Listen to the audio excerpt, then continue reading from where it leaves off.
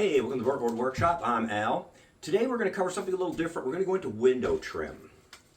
Not windows this small, but in another video I'm going to show how to make windows this small and doors and a few other things. But in this video we're going to cover window trim. I'm going to show some of the tools that really make your life a lot easier. I'll leave links to these so that you can find them. But simple stuff like these make life a lot easier. I'm going to show you how to do some different styles of trim. I'm going to show how to do easier trim and then move on to some harder stuff. But we're just going to work with one style right now. We're going to work with colonial for the trim we're doing. And I'm going to show how to do returned edges on your undersills and things like that. So stay tuned.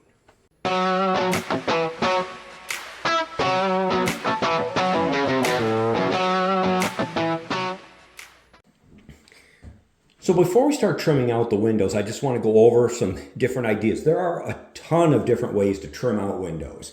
Your most basic basically starts out with, and this is one of your basic with a larger header piece. The rail and the stiles are the same thickness, and then the header piece would be a 1/4 inch larger. So if these were 3/4 of an inch, this would be what they call 5/4. These would be 1 inch, this would be 5/4. So these would be 3/4 of an inch, this would be 1 inch. Okay. On this, I ripped it down because I had scraps. I'm just trying to make this for the video with scraps. But this is your basic one. Now this could be the same thickness, and you could do it that way, or you could do something that gives a little more detail. It gives a nicer look. Now, your most basic one is obviously just a 1/4 inch overhang, square cut edges. Then you can get into a tapered overhang. So you've got 15-degree edges on the top bevel. Gives it a little more style, looks a little nicer. Now, once we get into this, there are other things you can do. Now, this is something that you can do to add to your trim up around the sides and around the bottom. Or say if you had a sill, you could run this down to the sill. Say this is your sill. This would go over that trim like that. And that would give you a nice rounded detail on the edges, okay? So that's one way you could do it. And then on something like this, on the top, you would run this basically square up, and you would miter this around the top, okay? Or you could do the top thicker and do this around it and notch it in and that. Trim work is one of those things that is the bottomless pit of ideas and options. You can go crazy on stuff. For example, this piece here, I have to custom make because you can't buy this piece. Because this piece fits down to the bottom of the 3/4 on the side, and then it comes over like this. Now, you can buy corner molding like this, and you could put this on here, and it will hang below, so you'll have to rip it off on the table saw. See how we've got a lip here? You would have to rip that off on the table saw. This detail is a little boxier. If you put this on the other side, you can see the difference. I think this one looks a little more professional. This looks meh. So these are custom made. You can go down the rabbit hole with a bunch of custom stuff. You could do, instead of something like this, you could do a rounded end like this. You could do something that zigzags in. You could do a rounded edge with a hole in it with a painted detail. I've seen that. There's unlimited number of things you can do with trim. But if you're working with just most places, you're going to run into your two most common ones are, let's zoom this back out here. Your colonial molding, which this is just made out of scraps. As you can see, they were stained 2 different colors, so I kind of mixed up what I had. But this is made with colonial molding. This has a nice step design. It looks detailed, it looks nice. There's Stafford and a bunch of different other styles you can get of molding like that to add more style. And there's also clamshell molding, which is very basic. This is clamshell molding. This is just, as you can see, it's just a round over. Now, when you're doing trim work, in my last video, I discussed tuning up the miter saw. And as you can see, this miter right here has a gap. And the reason that has a gap is because when I cut these, I cut all of them at 14 except one that's 13 and 7/8. So that one leg at 13 and 7/8 gave us a gap. So these are things you got to watch too. Now, if you're painting your trim, these gaps can be filled with putty or caulk and then painted, and nobody will ever know. But if you're trimming out a window, you don't want a gap, try to get all your measurements the same. We're going to go into trimming out a window in a second here, but I just want to show you the different types of trim and things you can do just to make it easier or harder. And then we're going to go into trimming out this window. Okay, so when you're trimming out your window and you're making your extension jambs, you want your extension jamb, if you're going to do a reveal on your extension jamb, these shims are going to be in your way. So what you want to do is you want to cut those off. And when you cut them off, they sometimes get knocked out. You want to make sure that you keep this gap pretty decent. You don't want this gap wide here, because then your window lock won't work and your window won't seal properly. So basically, you just want to make sure those shims are in good before you cut them off.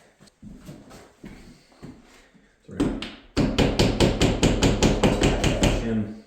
There we go, just like that. That looks good. Take your handy dandy plunge cutter.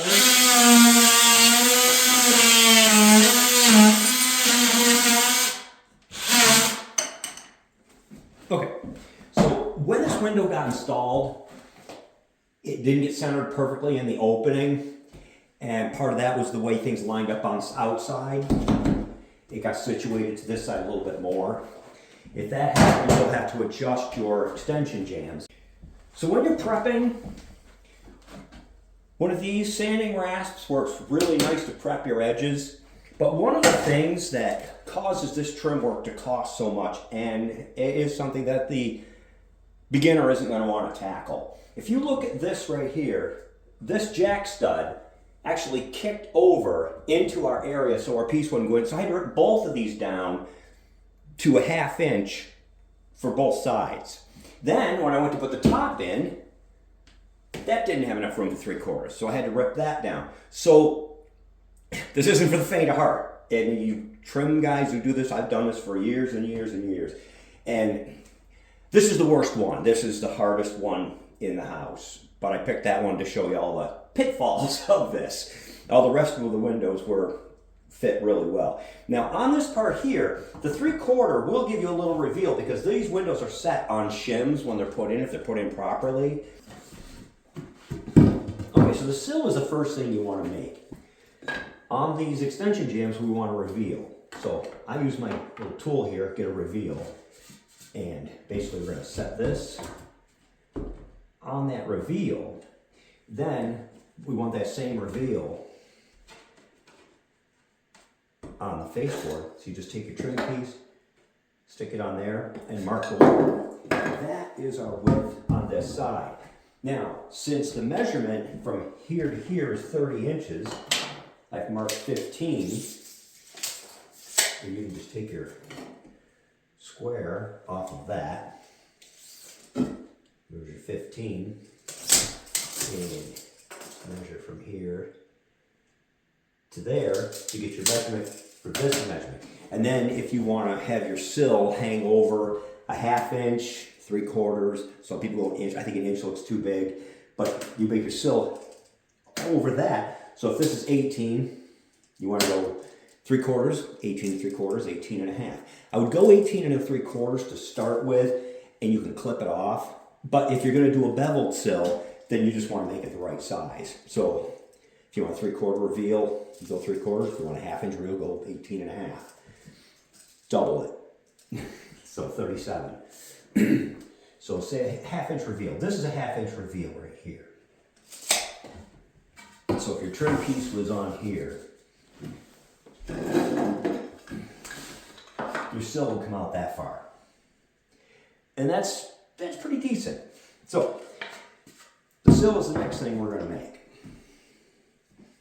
So on your sill, you can just do a square sill. Basically, our sill is going to be 5.5 inches deep. So we have a little overhang on the front and with our undersill under it. And you could just go flat like this, or you could go with a beveled roundover sill. And this is a little nicer detail, and it's a bit more work. But basically, you put a 10-degree bevel on the bottom, and you round it over. But you round it over first. So what you want to do is you want to round this over. Then you want to set your blade so that it just nicks that round over and gives you that nice beveled sill look. And that's what we're going to do on ours, just because I like the look of it. So we're going to start with routing out the top and the sides. So this is actually, I think, our nicest front. So this is our nicest edges. So we're just going to take our router here.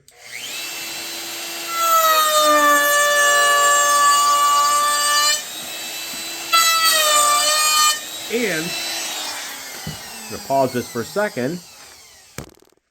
There. I had to go put my safety stuff on so that we're wearing a dust mask and got glasses. Okay, so I'm doing this on my table saw just because every other bench is a mess in my shop. But we're going to do this on a table saw. What you want to do is put a board underneath it just so you don't hit your table saw with your router if it goes deep enough.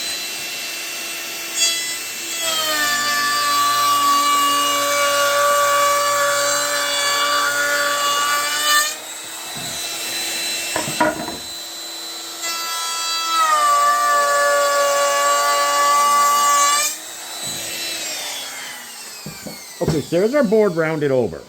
Okay, this is before the bevel. There's our round over. Now, I'm using a 3/8 round over. And I have a 1/4 inch round over my other router. And I don't think the 1/4 inch gives you enough of a round over to make it worthwhile even. So I don't use the 1/4 inch, I use the 3/8. It gives you a nice round over reveal. Now we're going to cut our bevels on this. And they'll go on to the next step of making it fit into the windowsill. Okay, so you've got our miter saw set at the 10 degrees. To get this lined up, what you want to do is you want to get your board right to the edge, and you want to kind of eyeball it. Let's see if we can set this camera up so we can see this real well.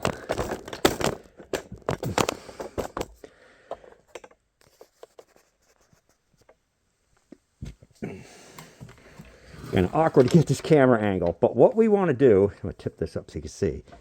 We want the blade to just nick below the round over.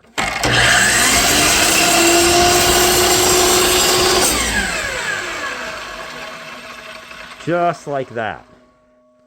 See, we've got our round over. We didn't cut it off. And we do the same with the other side. And then we're going to set our table saw to do the front. I don't know if you can see this better from this side, maybe.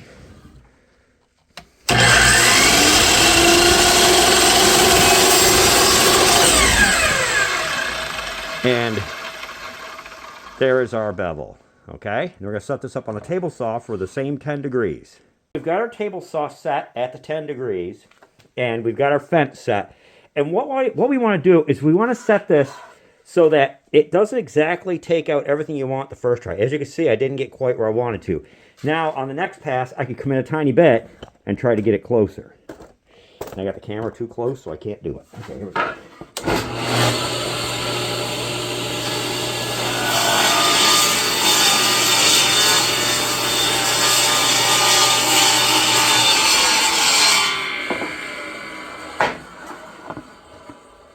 All right, so that pass looks really good. So there is our beveled end. Now it's going to leave a little blade marks. It might chip a little bit. We'll sand all that up and we'll get this ready to go. But the next step we got to do is we need to rabbet out where this is going to slide into over the top of the windowsill. And I'll show that. And what I did was I measured that distance on here. And that's how much we're going to take out after we straighten our blade up and everything.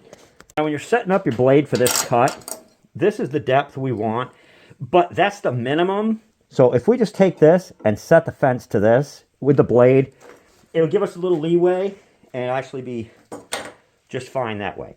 Then what we want to do is we want to take 1/4 of an inch out of this. We're going to go a little over 1/4 because that 1/4 will make it even with the top, and we want to go a little below the top. So we're going to take about 3/8 out. So I've set this for 3/8, and I'm just squaring it up on the table saw. And there's our 3/8. We're going to rip out. And we're going to take that out of the side, away from our bevel. So our bevel is going to go out, and this is what we're going to take out. Getting the camera angle for that was a little hard. So what we did was, that's what we're taking out. And then what we're going to do is we're going to flip this up like this, and we're going to run it through the table saw again to take the rest of that rabbet out. So then what we're going to do here is we're going to raise our blade up so it's even with that line, and they're going to set the fence so that it just cuts this section out. With that section cut out, that's going to sit right on our window frame. This is going to sit on your framing, and you get shimmed level, and that will set your sill and will notch into the frame after that. Now on your sill, you could stop right here at 3/4 and butt it to here and shim it up so it's nice and even and call it good right there. Or you could go down the rabbit hole even farther and do what I'm going to do, and that is to notch here and here. Okay, so to figure out how deep we want to go, this is one of my favorite tools for this stuff. You just take that, slide it in, lock it, and that is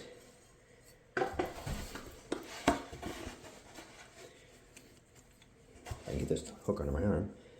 That is how deep you want to go. And that should be the same on both sides, which it is. So we're going to mark our other side. And throw stuff on the floor. If we figured this out right, this mark and that cutout should line up, which they do. So now we're going to notch that out and we'll go to the next step. So we went over making this sill. The first thing you want to do, the whole beginning of this is going to be shimming this sill and making sure that it's square with the window. Okay, so we've got this all shimmed up and squared up nicely. I left a little bit of a dip here. It's tight, but just so if we want to put a little tiny bit of caulking in there before we paint, or just to paint against something so you're not slopping it. So it gives you a nice, something to paint against, okay? So we've got this all squared up. We're going to nail that down. And then once that's nailed, we'll work down to the next one. Okay, so we're going to...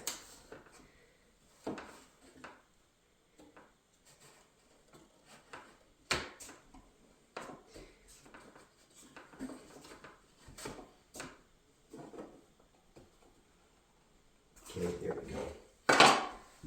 And that's done. You want to nail where your shims are. That should. Nice and square. Okay, and then our middle,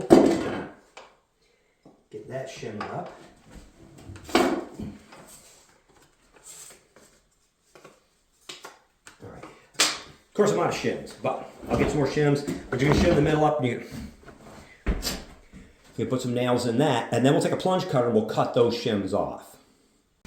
Okay, so we take our plunge cutter. I'm just going to run right up. And go like that.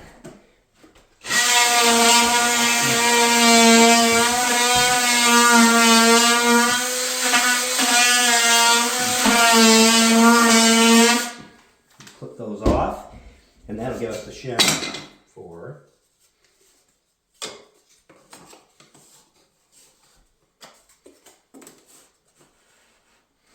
the middle. Nice and solid. And you want this nice and solid, just so if people are putting stuff on the windowsill or whatever, we're going to put a skirt underneath this anyway, but it's just nice to make sure it's level when you get started. So on my extension jambs, when I build them, what I do is I make sure I sand all the faces so that if you're going to paint it or stain it afterwards, that little reveal will show up the saw marks and stuff. So I always sand these, and then I'll just put an arrow on the backside top so I know which one is which, and then an arrow on the backside so you know that this is the sanded face. And then 3/4 I'll usually go and I'll countersink and drill, and I just use this countersink right here. Works great, doesn't cost a ton of money. I can put a link to it in the comments, but you can do this, or you can just take it and just finish it. Either way works. Finishing nailing is the quickest. That's the quickest. Of course, just don't drop it and bust it. And when you're finish nailing this, always make sure your hands are way away, because as you can see, if it pops out the side, I have stuck nails in my hand more than once. But that's prepping up the extension jam, and then just always make sure you put it in with the way so the sanded side is facing out. So our next step is to put the extension jam in. And the extension jam on this window turned into an absolute nightmare, because this portion of the house was built with rough cut lumber, and when it was framed, it's got, as you can see, it's got plenty of gaps, but the lumber, when it dried, curled in. So then we had, at the top here, I don't know if you could see it, but the top zips in hard here, and on the bottom it curls in here. So what I had to do was, instead of making 3/4 inch, I had to rip these all down to 1/2 inch. And you may have to do that sometimes, because we want to reveal.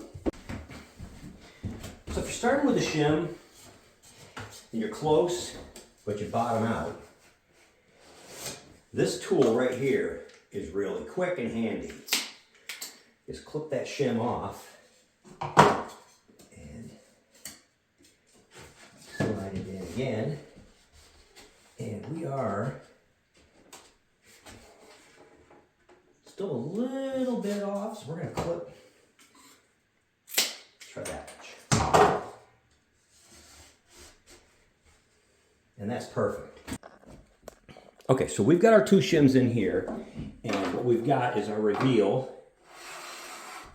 right up to there. And we'll get our reveal set on the top here, which is actually pretty near on. It needs a little shim, but we'll get the top set, and that will be our extension jam. So to get our measurement for our piece, what we want to do is we want to take our trim tool and we want to push it up into this corner, which somehow I'm hitting. Okay, so we're going to push it up into this corner, and we're going to mark it this way, and we're going to do the same thing this way. So we get our corner marked. And then our measurement is going to be to this point. So we're 52 and we're just shy of 1/4. So we're going to do 52 and a little bit shy of 1/4, and we're going to cut that and see what it looks like. Okay, so we've got our 52, and this side's just over 1/4. So we're going to slide this to here, move it back. And you want to try to cut, if anything, a little bit long.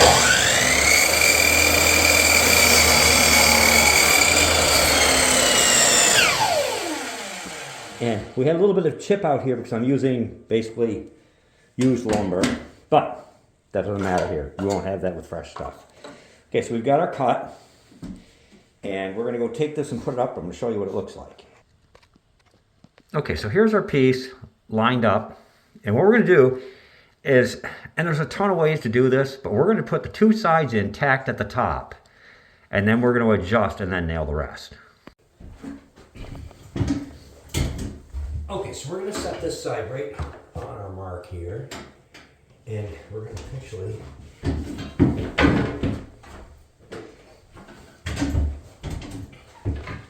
so to set our first one, we're just going to take our alignment tool. We're going to put it right in here. We're going to push this up to it, and we're going to nail this way. The only problem we're going to have here is because this is 1/2 inch.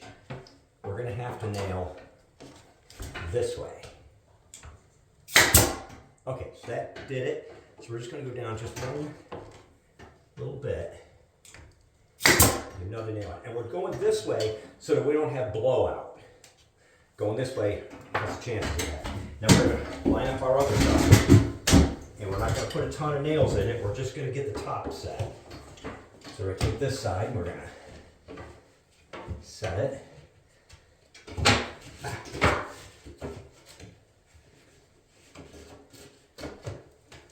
Set it right on its mark. Right to there. We're going to pin it. Okay, we're pretty good. Now we're going to get a measurement from our top. And to do that, we just want to make sure that we're good partway down. And the reason for that is because when we get our measurement from our top, it's really hard to get the measurement from here to here. But if you go from here to here, it's a lot easier, but I can't reach that far. So we're going to measure on the outside. When you're doing your cut with your bevels on both ends, I find it easiest to cut this one first. And when you're working in small spaces, make sure you have your breathing apparatus on. Okay, so our measurement from the outside top was 37 3/4.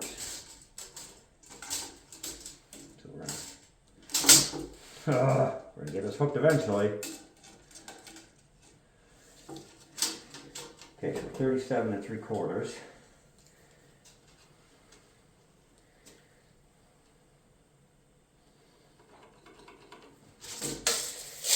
Okay, now when you get that measurement, you want to throw your pencil on the floor. You want to take your square and mark it so that you see right where you're cutting. Then we're going to turn our miter saw. And if you haven't seen my miter saw tune-up, this tune-up turns that nicely because I just tuned it up, cleaned it, and adjusted it. So we're going to get this right on our line.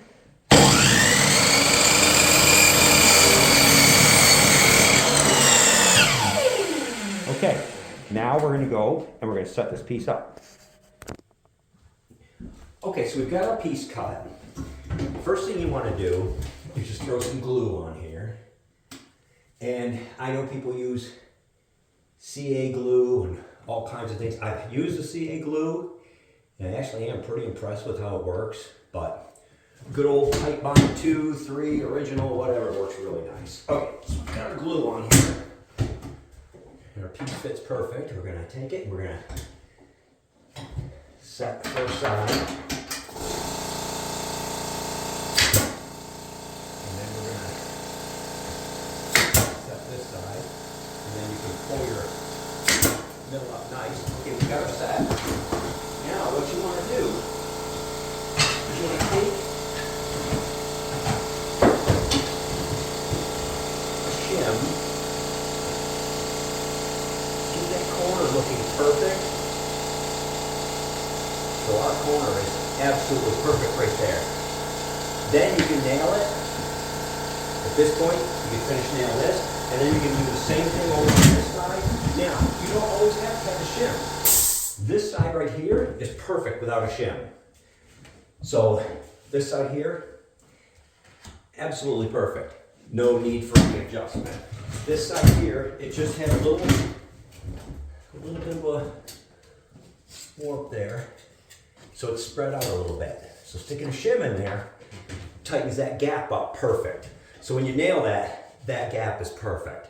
So then when you're done, you just cut the shims off and that's trimmed out. Then, once this is all set, you can nail it now, or if it's your own house, you can let that sit for a little bit, let the glue dry up, and then set the rest of this. But it should set fine. So basically, you would come in and you would, I don't know if we can see that with the camera from here, you can't. Okay, so we're gonna tip our camera down. You're just basically gonna take your tool that sets it, you're just gonna, because this trim can warp pretty good. So you would just go down and nail it up and get your perfect spacing. Then we're going to show how to do the undersill, and there's a couple different ways to do that. Okay, so we nailed that side. We're going to come in. I'm going to take this side, and as you can see, these are a little bit bowed, so we get a little bit of tweaking. But So there, now we've got our spacing set. Now your undersill is going to be the outer width of these. So you're going to be this, actually, and since everything works out, we're the exact same 35 3/4 here as we were on top. So now on the undersill, there's an easy way, and then there's the higher end way. We're going to go over that now.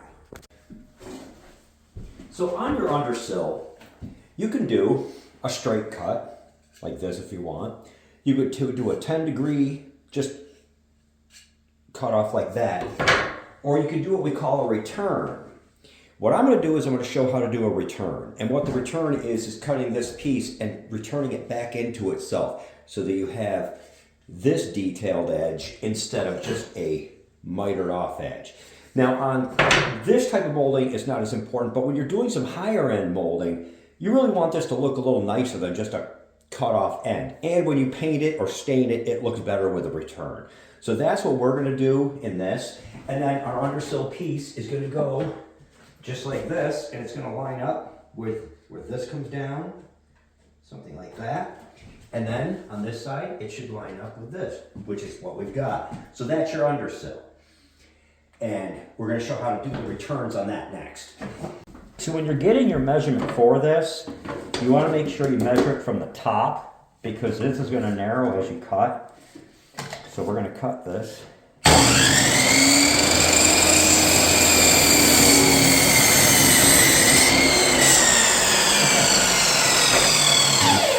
So when I cut this, it left the line. So to take that last bit off, basically you just want to do this. You want to push it up against the blade. And by pushing up against the blade, it'll just take a width or more off. And that'll give you the measurement you want for your return. Now, to get this little tiny return piece, what you want to do is on your longer piece, cut that long, and then turn your bevel back up straight to 90, put it on the table saw backward, on the miter saw backwards, line it right up to that edge.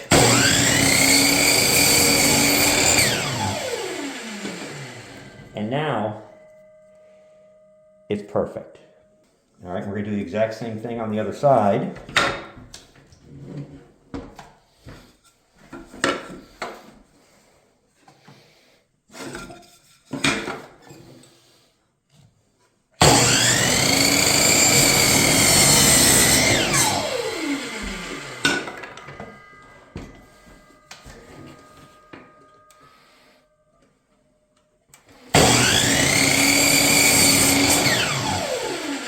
That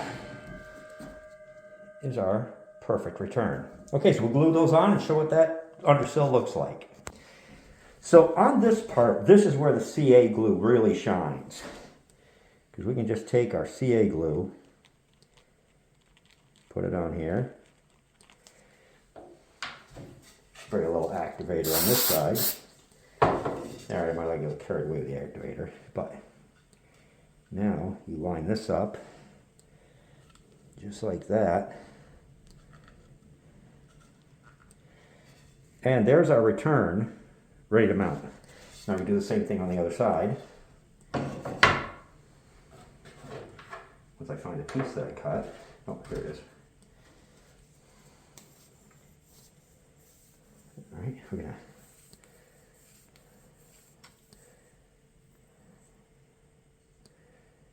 just put a generous portion of CA glue on there. There's an activator. And then just line it up nice. And there are your returns, which look a lot nicer than just a mitered end. So this is our perfect return in this side. And as you can see, it's nice and flush. So when we put this on here,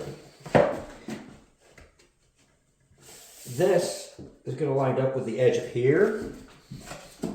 And actually, there we go. This is going to line up with the edge of here. And this is going to line up with the edge of here. So that's what your undersill is going to look like when we're finished. So one of the parts that got lost in this video that I couldn't find was how I got my depth of my extension jamb. Basically what I do is take something like this, push it against the window and push it against the sheetrock, lock it in, and it gives you your extension jamb depth. Now your extension jamb, this one here was the same all the way around except to right here because I had a wide spot in the trim. When you're doing that, if you don't want this gap, you're going to have to rip this piece wider at the bottom. Some of them need it, some of them don't. There are also windows that come with a channel to stick your trim into so you don't have to do a lot of this. So if you're building new and you don't want to mess with this, that's another option, is finding a window that has the channel for the trim. I think Marvin was one of the ones that we installed that had the channel on it. I can't remember for sure though. So one of the other things I didn't go into in detail is on this part, I use a brad nailer because this is thin. When you're nailing this part, you want to use your bigger nails. And you want to nail right in this area here so that when you're puttying it up afterwards, it's easier. Or you can nail on this flat. You don't want to nail in this groove because it's just going to make it a nightmare. So it's just something to pay attention to, is just nail either on the flat or here. I find here is the best. It's just easier to putty. And same thing with your undersill, bigger nails. Because when you're going into your undersill, you're going into a 1/2 inch of trim plus a 1/2 inch of sheetrock. So an 1 1/4 brad nail is not going to do it. It's just going to fall off. So you want something bigger. So if you like the video, give me a thumbs up. Leave me a comment. Tell me what you think. I've got other videos coming up with different types of trim. I'm going to be doing some custom design trim coming up. I'm also making a valance for over the top of the windows. Tell me what you think of valances. Are they outdated? Are they something you'd want to see? I'm going to do a different one, something you've never seen before, and that's all I got. Thanks for watching.